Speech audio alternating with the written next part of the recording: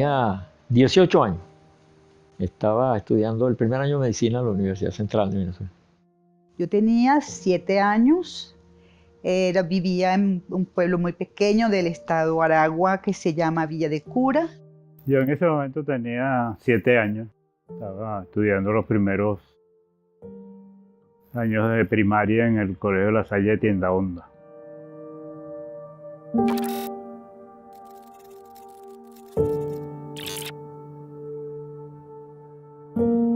A las 6 de la mañana entra en mi casa una vecina, muy amiga de mi mamá, y le decía: Dora, Dora, cayó Pérez Jiménez, vámonos, Dora.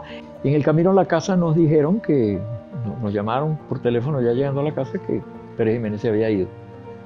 Cosa que no era cierta, porque el avión salió cuando salió el sol, y eran las 4 de la mañana, pero ya se sabía que se iba, así lo supe. Y la noche anterior al 23 de enero, por previsión, todos nos fuimos a dormir casa de mi abuela, y ahí fue donde yo me enteré cuando empezaron a oírse los vuelos de los aviones recorriendo Caracas, por supuesto, entre susto y incomprensión exacta de lo que estaba pasando en ese momento.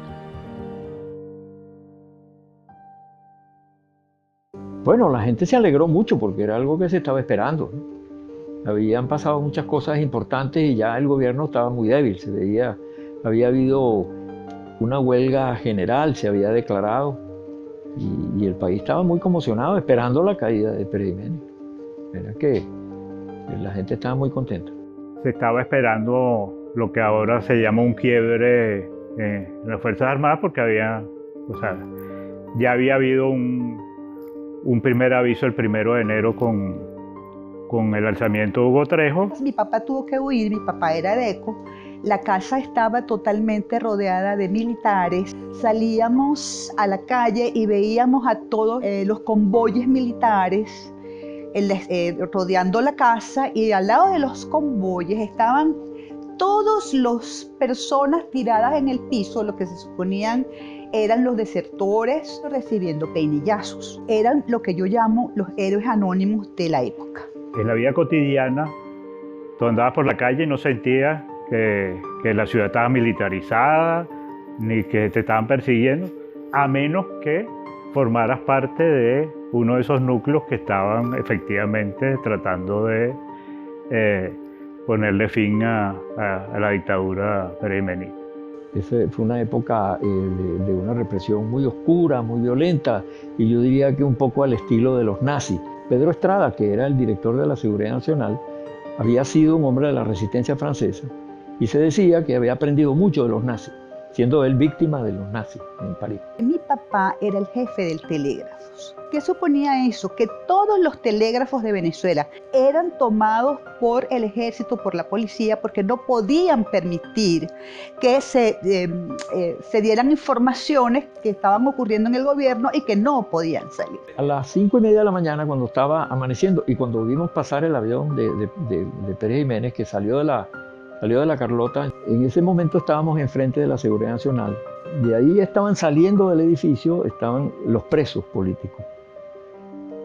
Eran gente que había estado detenida, y en ese momento le abrieron la puerta para que se fueran, pero entre los presos políticos se colaban lo que llamábamos los esbirros, que eran los agentes de la Seguridad Nacional. La represión de la Seguridad Nacional, donde se centraba, era fundamentalmente en perseguir a los que no estaban equivocados, podían poner en peligro la estabilidad del gobierno.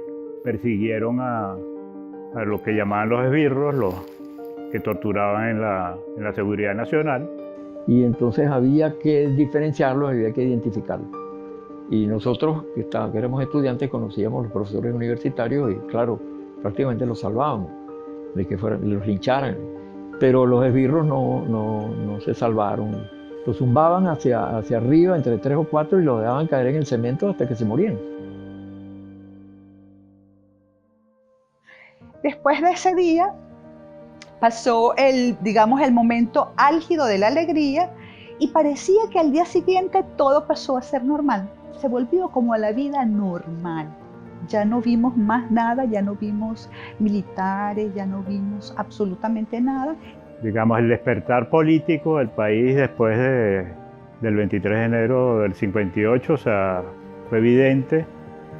Fue evidente también que más que antes del golpe de Pérez Jiménez, la participación popular fue fundamental para sostener con mucha fuerza, sobre todo en los primeros 20 años del proceso democrático. Eso nos enseñó mucho a lo que realmente es la venganza, cosa que yo creo que en este momento se debe tomar en cuenta, porque la venganza ahora yo creo que va a ser peor cuando este gobierno desaparezca, porque esas injusticias y esos atropellos ahora son mucho más notorios y todo el mundo los conoce, todo el mundo ya ha pasado mucho tiempo.